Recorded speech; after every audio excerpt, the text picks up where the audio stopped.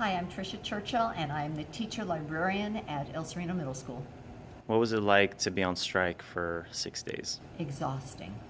It was, we were all very energetic, 100% committed. I was even surprised at how committed everybody was, but it was exhausting. We started at 6 o'clock, and we seldom got home until like 4, and we were always in the streets, and we were always dancing and chanting, and when we weren't here in the pouring rain, freezing our patooties off, we were on our way downtown to rallies in East LA or downtown LA. It was, physically, we were drained, but it was very invigorating because we were really united and really committed, and it was kind of fun. How did the relationships with your coworkers transform, and maybe the sense of power and agency? How did that change being on strike? Absolutely. We're much more united as a faculty. We realize that we do have power together. Yeah, I guess that's the great words. We did feel powerful. And the support of the public with all the honking and the gifts and everything else, I mean, it really made us feel loved. It was very touching, and that also made us feel like we mattered. Mm-hmm. What do you think about the contract and how it was voted on? It could have been, honestly, I don't think we had enough time to really sit and discuss. Mm-hmm. Okay, it was very quick, and it was 40 pages long, and there are still elements I'm not really clear about. There are some really great things in there that I couldn't be happier about, but there are some that I need to have explained. I'm not real excited about the class size provision. Either I don't understand it, or we didn't come down far enough, because class sizes need to be at 24, 25 maximum, and we're still in the 30s. 39, I think, is the cap, and that's still ridiculous. Mm-hmm. What about the charter schools? It seems there was a provision there, but it's very weak, a kind of advisory capacity.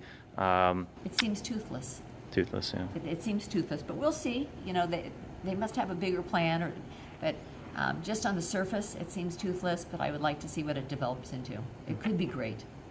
I don't know, but again, I haven't had enough time to really study it and find out more information. Yeah.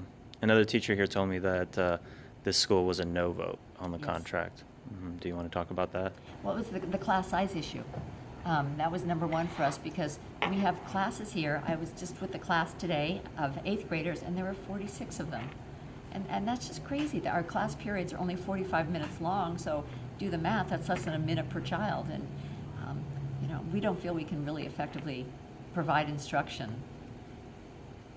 I mean, it's crazy. It's too big. It's too big. And so that was the sticking point for most of us, is that class sizes didn't come down. And we also wanted some stronger language and charters, but we'll see how this plays out. Would you, with this school, El Sereno Middle School, have been willing to stay out on strike longer to advance on those demands? I think probably most of us would have. Mm-hmm. At this school, or you think citywide? I think citywide. Yeah.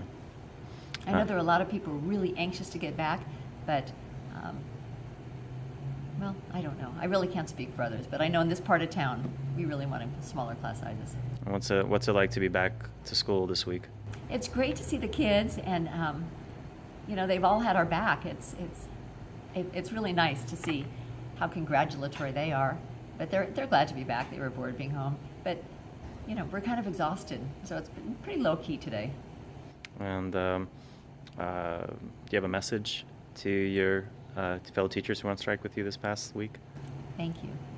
Thank you for sticking with, as a group, we were strong together, and thank you for sticking together. And it was great. There was incredible camaraderie and support, and it was a wonderful experience, and it was historic.